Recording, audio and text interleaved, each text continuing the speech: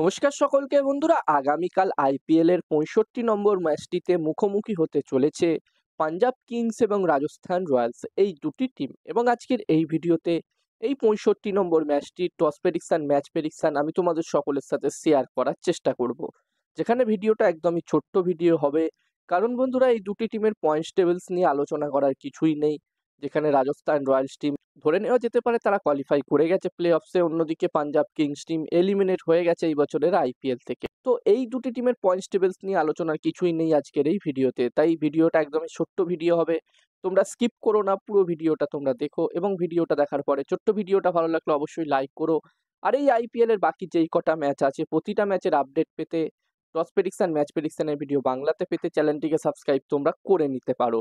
যেখানে বন্ধুরা এই আইপিএল এর পরে কদিন পর থেকেই টি-20 ওয়ার্ল্ড কাপ শুরু হতে চলেছে, এবং টি-20 ওয়ার্ল্ড কাপেরও প্রতিটা ম্যাচের আপডেট তোমরা পেয়ে যাবে। তাই দেরি না করে চ্যানেলটিকে সাবস্ক্রাইব তোমরা অবশ্যই করে নিও। আর তোমরা যারা যারা আলাদাভাবে এই ম্যাচটির 100% winning match report, match prediction জানতে চাও, তারা অবশ্যই এই স্ক্রিনে দেওয়া হোয়াটসঅ্যাপ নাম্বারটিতে তোমরা মেসেজ করতে পারো।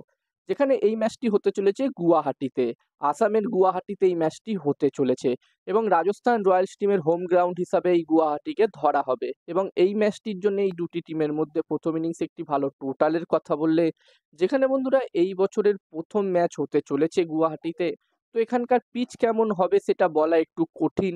তবে যতদূর মনে হচ্ছে ব্যাটিং ফ্রেন্ডলি পিচ থাকবে, তো এখানে প্রথম ইনিংসে 200+ স্কোর যদি হয় তাহলে একটি ভালো টোটাল হবে এখানে আমার মনে হচ্ছে।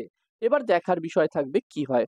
আর যেখানে রাজস্থান রয়্যালস টিম তোমাদেরকে আমি আগেই জানালাম, তারা এই মুহূর্তে পয়েন্টস টেবিলসে 2 নম্বর পজিশনে আছে। তারা 12টা ম্যাচের মধ্যে 8টা জিতেছে, 4টে হেরেছে।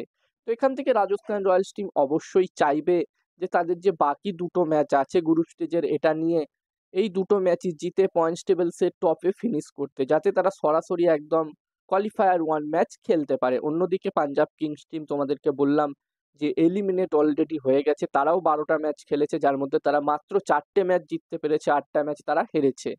আর বন্ধুরা, যেখানে পাঞ্জাব কিংস টিমও কিন্তু অবশ্যই চাইবে বাকি দুটো ম্যাচ জিতে এই বছরের আইপিএল শেষ করতে, এবং নতুন করে 2025-এ আবার ভালো করে শুরু করতে। এবার দেখার বিষয় থাকবে এখানে কি হয়।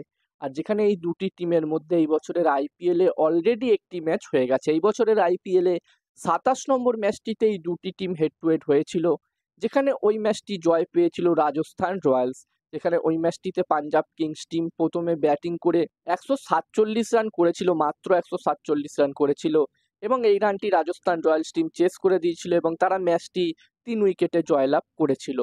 আর বন্ধুরা, এখানে আমরা আশা করব যে এই দুটি টিমের মধ্যে এই 65 নম্বর ম্যাচটি যেন একটি হাড্ডাহাড্ডি ম্যাচ হয়, একতরফা ম্যাচ যেন না হয়।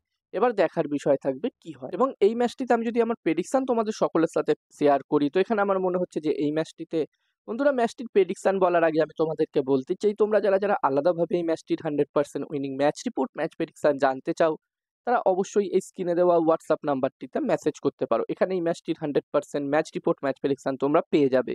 এবং এই কাজগুলোর প্রমাণ দেখতে চাইলে হাসান ক্রিকেট প্রেডিকশন টেলিগ্রাম চ্যানেলেও জয়েন হতে পারো। ভিডিও ডেসক্রিপশনে টেলিগ্রাম চ্যানেলের লিঙ্ক আমি দিয়ে দিয়েছি, এবং হাসান ক্রিকেট প্রেডিকশন একটি ইউটিউব চ্যানেল আছে, তোমরা চাইলে ইউটিউব চ্যানেলটিতেও ভিজিট করতে পারো। ইউটিউব চ্যানেলের লিঙ্কও ডেসক্রিপশনে দেওয়া আছে। আর এখানে আমার মনে হচ্ছে বন্ধুরা, এই ম্যাচটিতে এখানে টস জিততে পারে রাজস্থান রয়্যালস টিম, ম্যাচটিও জিততে পারে রাজস্থান রয়্যালস। এই ম্যাচটিতে আমি রাজস্থান রয়্যালস টিমকেই এগিয়ে রাখছি। এবার দেখার বিষয় থাকবে কি হয়। আর আমারও একটি টেলিগ্রাম চ্যানেল আছে, তোমরা যদি চাও তো আমার টেলিগ্রাম চ্যানেলেও জয়েন হতে পারো। ডেসক্রিপশনের লিঙ্ক আমি দিয়ে দিয়েছি। আর এই ভিডিওতে এই পর্যন্ত। এই ছোট্ট ভিডিওটা ভালো লাগলে অবশ্যই লাইক করো, আর এরকম ভিডিও দেখতে চাইলে চ্যানেলটিকে সাবস্ক্রাইব তোমরা করে নিতে পারো।